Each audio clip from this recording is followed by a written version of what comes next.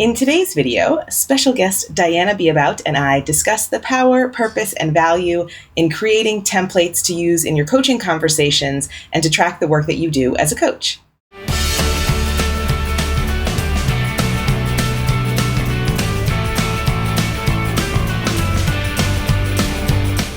Hello, coaches. Diana and I are here to talk about an exciting new resource that we kind of want to share with you. It's something that came up in the Coach Microcredential program.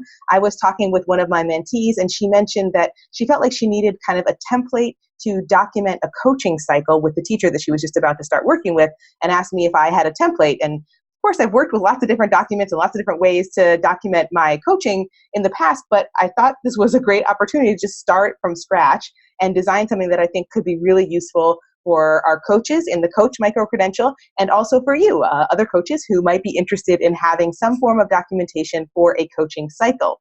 So along with this video, we're releasing a free template for you to track your coaching conversations as you move through coaching cycles with your teachers.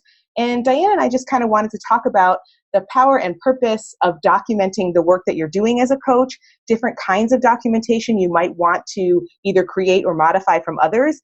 And these are pieces that we're going to try to build out and provide for you too, because I love making templates. I'm weird and type A like that. So this has inspired me to make other templates. So kind of Diana and I wanted to share that conversation, a little bit of that thinking with you so you can get an idea if you like making templates too, or you need to customize something just for you and your school.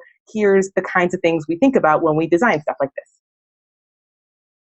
Right. And I think one of the first things you need to think about is like you had a participant asking, I need some kind of form to help me to accomplish this, is what's the purpose? What's the purpose of the template? Like, why would you want to have something like this?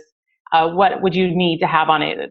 Kim's going to share her example with you, but you might need to, like she said, you might need to customize it yourself, but really looking at what kind of information do you want to capture and why? Why is this important? Of course, documenting these coaching cycles and conversations with the people that we're working with for our own, to keep us on track with the conversations that we're having and keeping notes and helping before we have the conversation, after the conversation. That's definitely a purpose for that. But you might have what are some other reasons you would want to have this type of documentation, and how would you document it? And I think having that purpose is so important. We were talking about this before this call, because you can end up creating like a beast of a feedback form or a Google spreadsheet or a Google document or a template of some kind, where you just have all this information you think you might sometimes, some way, somehow want to know, but then just completing the documentation is more work because you've put everything possible under the sun in it. So our idea is, we want to think about when we're creating these documents, what are we trying to do with them? And so like one form of documentation that's probably really useful that I assume most people already have, but maybe not, is some sort of way to track the things that you need to do to follow up with teachers. Because as coaches, we go, and I have done this today, I didn't leave this room, but I went from meeting to meeting to meeting to meeting, no break in between, and trying to remember what happened at my first meeting at 7 a.m. when it's almost 7 p.m. now is like almost impossible. So having some sort of document or opportunity to track what you've talked about and what your next steps are so that you come through for teachers is really important, because that's the foundation of a solid relationship, is building that trust. Right. And for me as well, as like, when we talked about when do you do this documentation, also I'm just thinking about my day today. And as coaches, our days, every day can look really different, and we really need to keep track and following up with teachers to make sure that we're meeting their needs and keeping our appointments and being where we're expected to be. And like you said, building that trust. But also, I know, should I be documenting all the conversations I have in the hallway? Those are things where I'm constantly keeping some notes in that, and then putting them into a calendar or putting some way so that I'm following up on things that I've said. Particularly, you will have those just kind of random conversations. Sometimes you run into somebody in the copy room. Oh, I have an idea. How, are we documenting that, or just making sure that we're following up? In some school situations, coaches really need to document their time so that they can show what they're doing and what they're contributing to the school.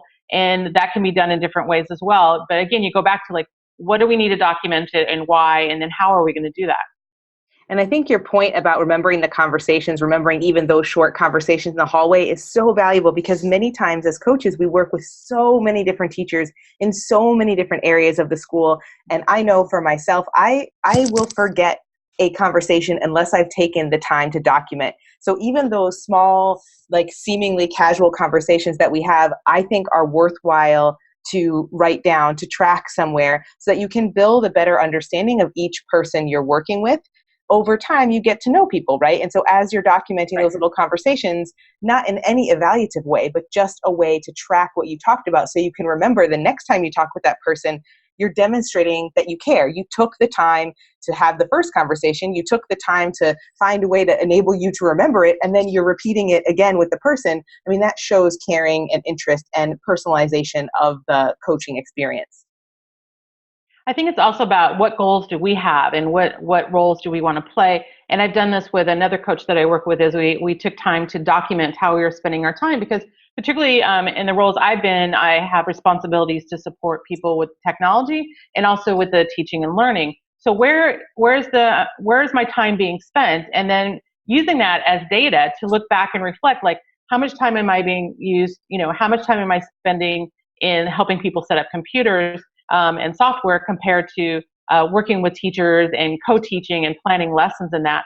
And when we look at the data, am I spending the right amount of times in the right amount of places? There's so many things we can do. So where can we focus our time and energy? And that can be really good data for us to use.